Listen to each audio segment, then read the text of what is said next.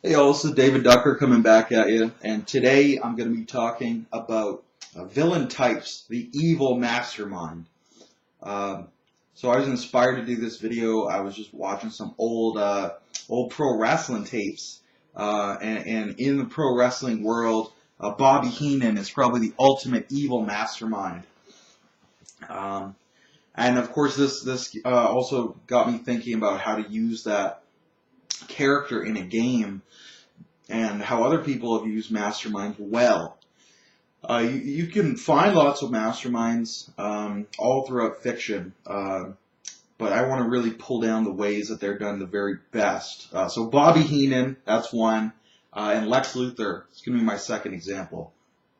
From of course Superman superhero comic books, published by DC Comics. So let's start with what is an evil mastermind. So evil mastermind is someone who has brain over brawn. It's someone who has schemes, plans, plots, and looks at the big picture, the political web, and perhaps even the laws of physics or the laws of magic of your universe. And he's trying to find a way to assert his will through brain power.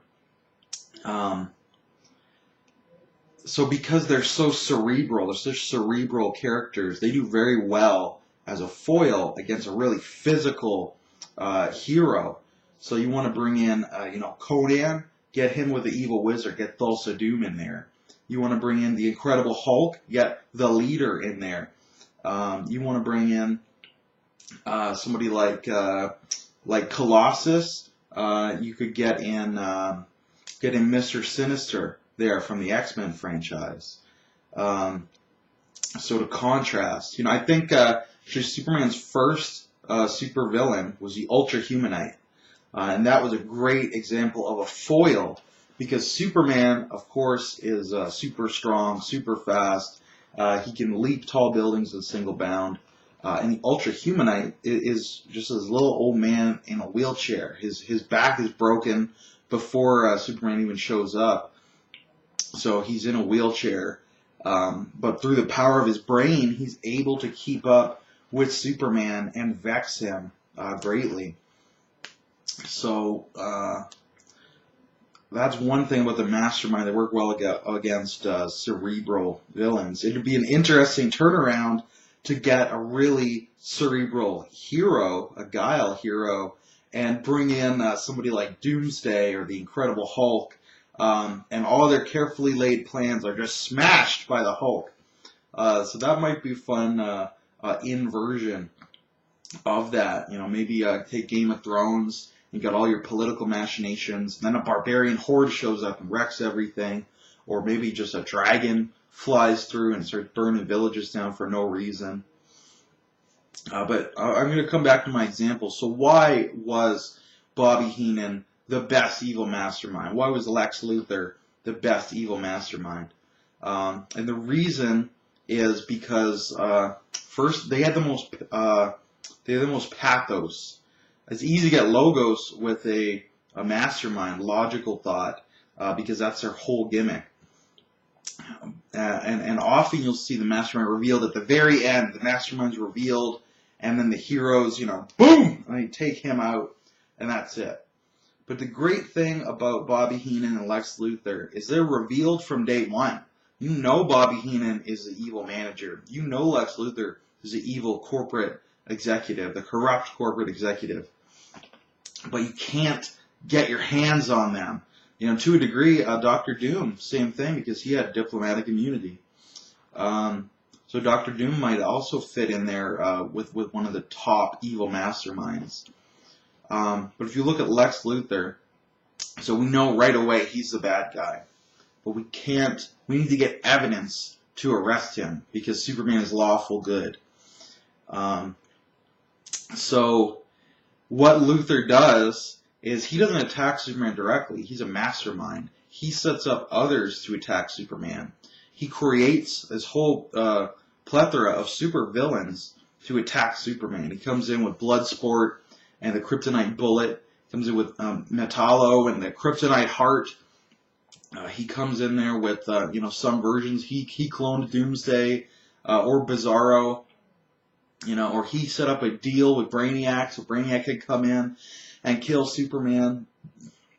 He collaborates with General Zod when he shows up. He's just standing the man behind the man, so your hero Superman can crush the main villain of the adventure and kill him or put him in jail, whatever, deal with him.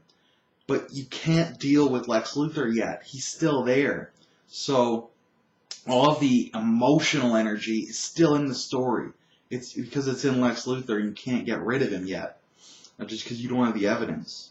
And it's the same thing with Bobby Heenan. Bobby Heenan, he brought in King Kong Bundy to vex Hulk Hogan, the Superman of the wrestling world.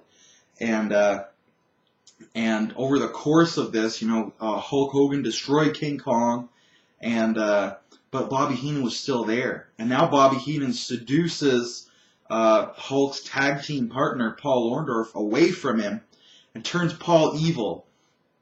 So they clash, and Hulk defeats his friend, his ex-best friend. And that's a great story, but Bobby's still there. And Hulk can never quite get his hands on Bobby. And then Bobby comes in with Andre the Giant, So he keeps bringing in these more brutish, thuggish bad guys, but he keeps the emotion of the story alive because he lives to fight another day. So how can you bring this into role-playing games? The main thing is you need a reason the heroes cannot dispatch the mastermind right away. So if that's a modern day, like Superman, maybe you need to get evidence. If it's Dr. Doom, maybe he has political powers that protect him. So that could be Star Wars as an evil senator. You can't arrest a senator without a huge amount of evidence. You can't lop a senator's head off with a lightsaber without getting excommunicated from the Jedi Order. So you could bring in a corrupt senator, a corrupt fleet admiral in Star Trek, perhaps.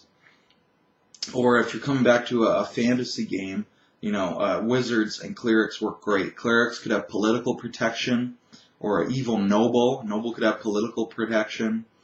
A wizard could have all kinds of magical ways to slip away and evade justice. He could be ethereal, invisible. He could teleport. He could shrink down and disappear. He could fly. So there's a million different wizards you could use. The sky mage who flies away. The illusionist who splits into 10 of himself and runs away and only one's the real him. The druid who polymorphs into a fruit fly in a swarm of fruit flies and gets away that way. So there's a ton of ways you could use an evil mastermind and make him come back again and again and again and again, so that when the heroes finally put him down for good, it really, really means something. And that could be the whole campaign, just dealing with this one villain,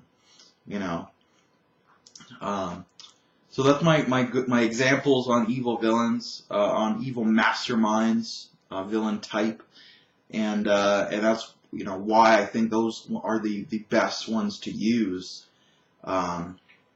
as my examples. I'd love to hear if you had an evil villain, an evil mastermind who was able to stick around while vexing the heroes, and came back and produced the Monster Factory and just came out with all these minions and underlings and mini bosses, so that he could make the heroes' lives more interesting and exciting. So I think that's all I got to say about that. I might have to do some more videos on villain types. I'm going to be signing out now. Everybody have a good day in YouTube land.